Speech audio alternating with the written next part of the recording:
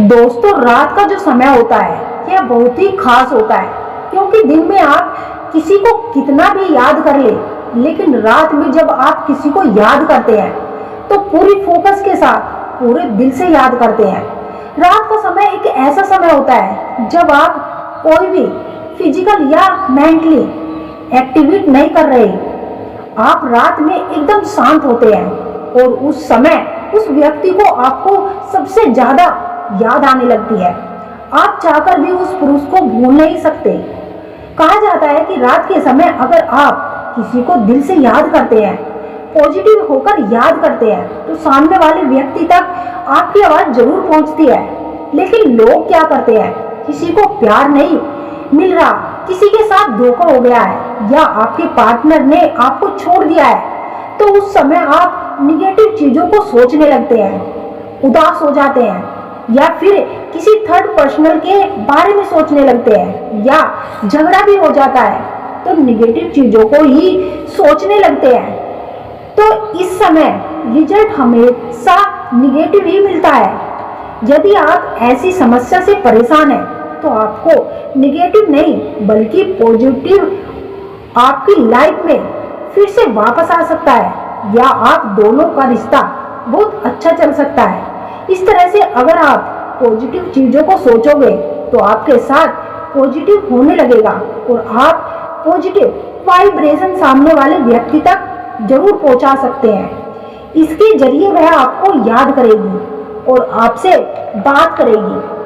Positive चीजों को खोने के अलावा आपको यह एक काम जरूर करना है। जब आप रात में उसके बारे में पॉजिटिव सोच रहे हैं तो 5 बार उस व्यक्ति के नाम लेकर कामदेव बीज मंत्र का उच्चारण करना है। जैसे कि आप सब जानते ही हैं कि कामदेव बीज मंत्र बहुत ही शक्तिशाली मंत्र है। इस आकर्षण बीज मंत्र भी कहा जाता है। यदि आप दोनों का रिश्ता बहुत ही खराब हो चुका है तो आप इस मंत्र का जाप करें, उसके बारे में पॉजिटिव सोच रखें और 5 बार उसका नाम लेकर 21 बार ओम कामदेवाय नमः मंत्र का जाप करना है। कि मंत्र बहुत ही शक्तिशाली है।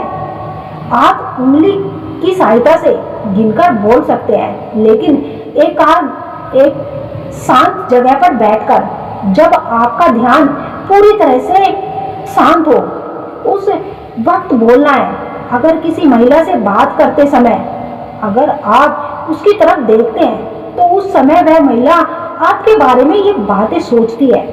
तो जब पुरुष किसी महिला से बात करते समय बार बार उसकी ओर देखता है तो महिला के दिमाग में कई तरह की भावनाएं उमड़ने लगती है। सबसे पहले प्रतिक्रिया होती है, क्या ये सच में ऐसा कर रहा है?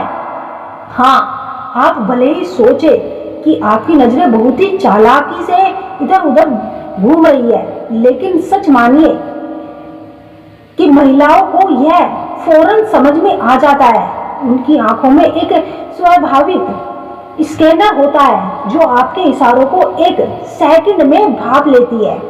कुछ महिलाएं इसे नजरअंदाज करने की कोशिश करती है तो कुछ इतनी असहज महसूस करती है कि तुरंत बातचीत खत्म करने का बहाना ढूंढने लगती है।